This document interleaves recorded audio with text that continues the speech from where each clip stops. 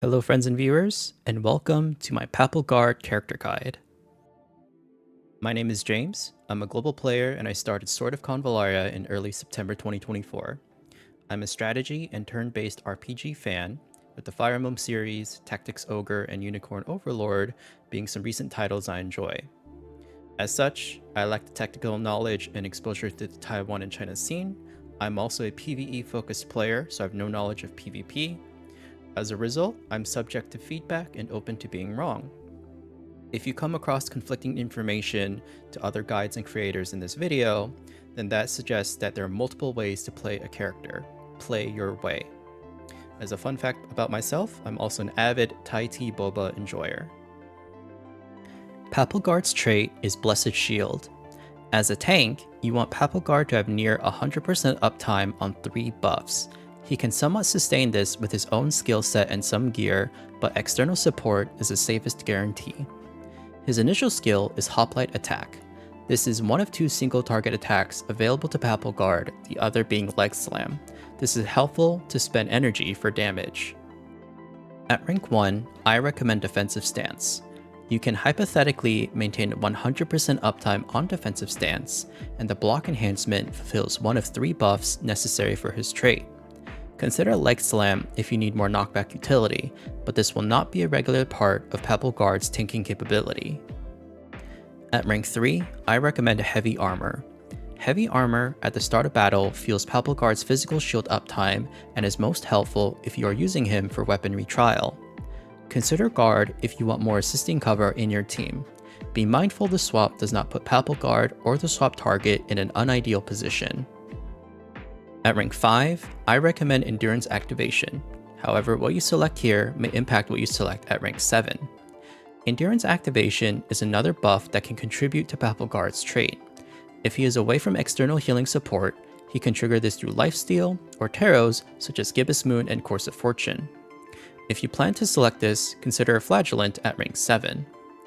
Defense Range Attack provides mitigation from range damage, which is great to pair with Defensive Stance at rank 1. If you plan to select this, consider Invulnerable at rank 7. At rank 7, I recommend Flagellant. With Flagellant, Papal Guard can maintain 100% uptime on Defensive Stance, and Penance is another buff to enable his trait. Invulnerable is a strong defensive with a hypothetical 60% uptime, protects from disrupt debuffs, and protects from back attacks. This also enables Papal Guard's trait, but be mindful of still having buffs available when Invulnerable is on cooldown. If you selected Defense Range Attack at rank 5, consider Invulnerable. This is because the damage reduction from Endurance Activation does not stack with the damage reduction from Invulnerable. This build focuses on Papal Guard having high uptime on Physical Shield. He will have 2 buffs through Defensive Stance and Flagellant, but needs support to maintain a 3rd buff to enable his trait. With Endurance Activation, this can be achieved independently through Lifesteal or a Healing Tarot, or external healing support. Consider swapping Defensive Stance for his Hoplite Attack initial skill to be more aggressive. This build focuses slightly less on physical shield uptime and more on assisting cover via Guard and damage mitigation with Defense Range Attack and Invulnerable. Once again, consider swapping Defensive Stance for his Hoplite Attack initial skill if you want to be more aggressive.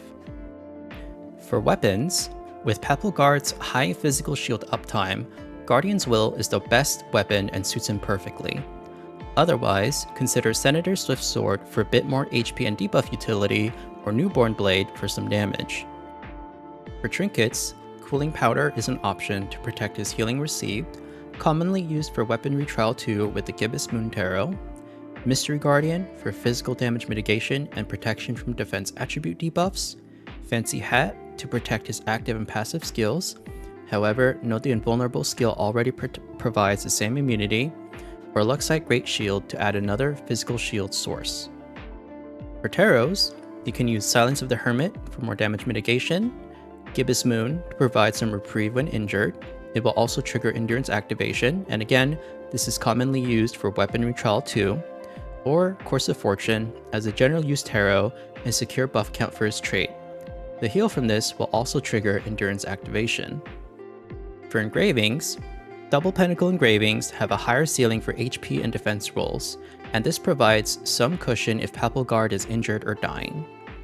Another option is Pinnacle and Wand. Papal Guard is great at mitigating physical damage with his shield uptime, and this resonance decreases physical damage taken even further. To provide some composition and usage tips, Papal Guard's trait is fully effective when he has 3 or more buffs. While he can sustain the minimum by himself, any external support will secure his trait uptime. A leader's aura is a great option to consider. Papal Guard is more vulnerable to magic damage than physical damage. Consider supporting him with units that buff magic defense, or bring units that apply attack debuffs to prioritize on magic damage dealers. As a member of the Papal States, he can receive a leader's aura through Samantha or Suppression. If you want to use a Papal States leader's aura, consider leaning Samantha over Suppression if possible, as Suppression is another defender. That concludes my character guide. As mentioned in my disclaimer, I welcome feedback and I'm open to being wrong. I'm still learning and improving at this video game just like you. Additionally, if you find conflicting information to other guides or content creators, then that means there are multiple ways to build a character and still be successful. I highly recommend that you play your way. Here is my contact information, my YouTube, Discord, and email. And as always, please feel free to comment below with any feedback you have about this guide. Last but not least, I want to credit and share these resources that contributed to helping me build this guide. Thanks for watching.